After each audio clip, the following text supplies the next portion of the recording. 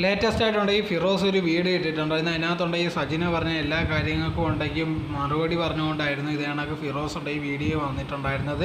ഇത് കണക്ക് താനുണ്ടെങ്കിൽ പ്രായപൂർത്തിയാവാത്ത സ്ത്രീകളുമായിട്ട് ബന്ധമുണ്ടായിരുന്നു, അതോടെ തന്നെ ഉണ്ടെങ്കിൽ ഒരുപാട് പേര് ഇത് കണക്ക് യൂസ് ചെയ്തിട്ടുണ്ടെന്നുള്ള രീതിയിലൊക്കെ ഓരോരോ കാര്യങ്ങളൊക്കെ പറഞ്ഞിട്ടുണ്ടെങ്കിൽ വീഡിയോ ഇട്ടിട്ടുണ്ടായിരുന്നു. അത് കാരണം ഉണ്ടെങ്കിൽ തനിക്ക് പുറത്തിറങ്ങി നടക്കാൻ പറ്റാത്ത ഒരവസ്ഥയിലാണ്. 10 വർഷമായിട്ടുണ്ടെങ്കിൽ ഇത് കണക്കുള്ള കാര്യങ്ങളില്ലാത്ത കാര്യങ്ങളൊക്കെ പറഞ്ഞ് തന്നെ ദ്രോഹിച്ചുകൊണ്ടിരിക്കുകയാണ്. ഞാനുണ്ടെങ്കിൽ പലവട്ടം പറഞ്ഞിട്ടുള്ളതാണ് ഇങ്ങനെ ഇല്ലാത്ത കാര്യങ്ങളൊന്നും പറയരുത്, അങ്ങനത്തെ ഒരു കാര്യത്തിന് വേണ്ടിയാണ് ഞാനുണ്ടെങ്കിൽ ഇതിലോട്ടും വിളിച്ചിട്ടുണ്ടായിരുന്നത്.